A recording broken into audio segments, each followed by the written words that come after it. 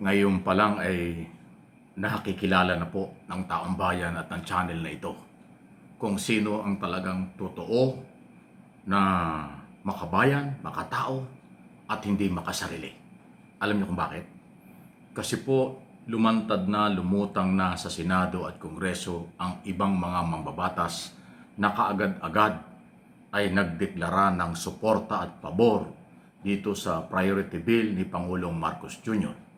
Especially yung issue ng political dynasty. Yung anti-dynasty bill na hinihiling ng Pangulo, isa sa apat na kanyang hinihiling na gawing batas. Ang ganda nito dahil dekada na po ito. Halos 30 or mga 30 years na hong pinag-uusapan ito. Hindi matuloy-tuloy kasi ayaw ng mga politiko na sila ay tamaan nitong batas na ito. Ayaw ng mga politiko na sila ay maapektuhan ng batas na ito na sinasabi ng saligang batas pero kailangan ang isa pang Republic Act para maipatupad. Dahil dito, tulad na sinabi ko sa nakaraang mga video, si Pangulong Marcos lang ang nakagawa. Talagang merong political will na gusto niyang maging batas na ito. Isinakripisyo niya ang kanyang pamilya. Ang anti-political dynasty bill po, ang layunin nito, ipagbawal na ang pamilya sa gobyerno. Yan po ang purpose niya. Kaya ayaw ito ng maraming politiko na ang pamilya ay nasa local and national position. Pero dahil laban sa korupsyon, gusto ng Pangulo matigil ang korupsyon, kaya ito yung nakikita niyang solusyon. Ipagbawal na. Sa kung anong degree aabot ito, yun ang hindi natin alam. Kung first cousin, second cousin, first family, hanggang po third, fourth, yan, alamin natin yan. Pagdedebatihan yan. Pero ang mahalaga, sa Senado, 4 na yatang senador ang kaagad-agad ay sumuporta. O 5 yata kung di ako kakamali. Pero nangunguna dyan na nag-sponsor kaagad ng mga proposed bill ay si Risa Hontiveros, Kiko Pangilinan, Bam Aquino, suportado rin ni Tito Soto at ni Ping Lacson. Yung ibang mga senador nakakabingi pa ang kanilang katahimikan. Sa Senado pa lang yan. Sa Kongreso, yung pong mga totoo, ulitin ko totoong marginalized sector na congressman, sila talaga ay kinatawaan ng walang boses sa Kongreso, sila ay pabor na pabor dito.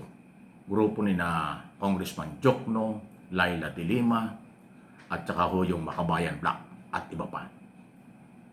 Okay? Marami po yun. Pabor na pabor sila dito sa gustong ito ng ating Pangulo. Hindi lang po yung anti-political dynasty, pati yung reforma sa party list law, pati po yung pagpapalakas ng Independent People's Commission Act o yung magpapalakas dito sa ICI, Independent Commission for Infrastructure, suportado rin nila. Ang galing nito. So ang tanong, ang isang magandang balita sa Kongreso nito, nauna pang nagsalita si Speaker Faustino D.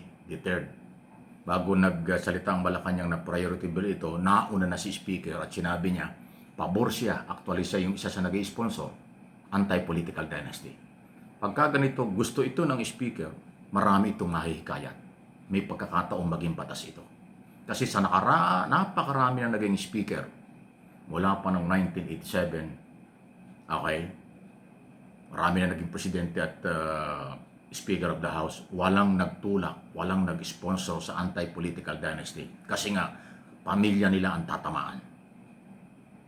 Dahil marami magkakamag-anak sa local and national position. Pero ngayon, kahit identify natin maraming di sa local at national position dahil yung mga local officials sa Isabela ay may mga di rin yan. Pero itong Speaker of the House, siya lang din po ang kauna-unahang speaker na nag-sponsor nito. Pabor siya. Tapos ngayon ay priority pa ng Malacanang at tinihiling. So medyo may malaking pag-asa mga kaibigan. Tutukan natin ito. Sa Senado, kung gusto rin ni Ping Lacson at ni Soto at nung grupo ni Hontiveros, Risa Hontiveros at saka Aquino at Pangilinan, malaki ang tsansa nito. Ngayon, sa aking personal na opinion, ang tututol dito dahil yung interest nila tatamaan. Ang tututol dito dahil yung kanilang dating sistema ay ayaw nilang mabago. Yan po ang magiging dahilan dyan. Kasi kung totoong makabayan ka, may pagmamahal ka sa bansa para maiwasan ang korupsyon. Kasi kung hindi man 1,000%, malaking porsyento na ang dahilan ng korupsyon ay dahil pamilya ang nakapwesto sa gobyerno. Isipin mo si Pangulong Marcos, meron siyang anak na congressman, siya ay presidente, di ba? Pero isinakripisyo niya ito.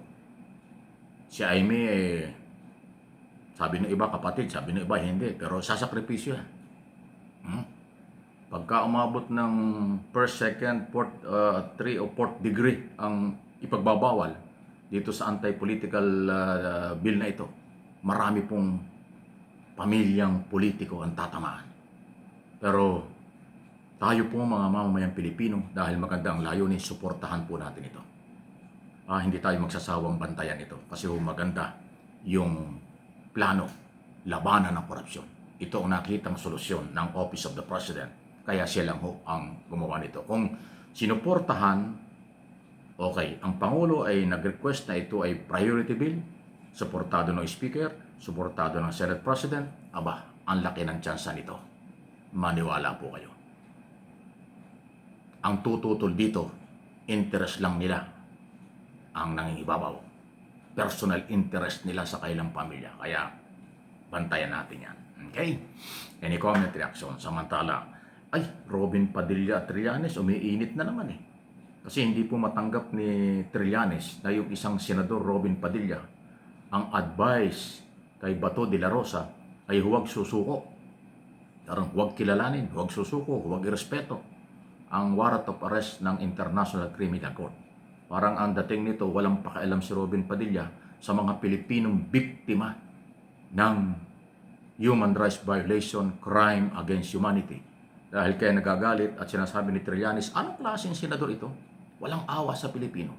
Kasi si Trillanes at mga Pilipinong biktima ng tukhang ni Bato at ni Duterte, yan ang komplainan. Tapos sasabihin ng isang senador,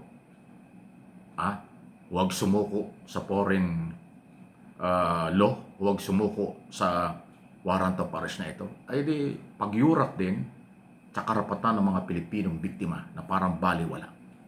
Sa grupo ni Padilla at ng iba pa, parang mas pabor sila sa buhay na si Duterte at si Bato. Wala na silang pakialam doon sa mga pinatay na matay dahil sa tukang. Ganun ang dating. Kaya sabi ni Trillanes, kakaibang mga senador ito.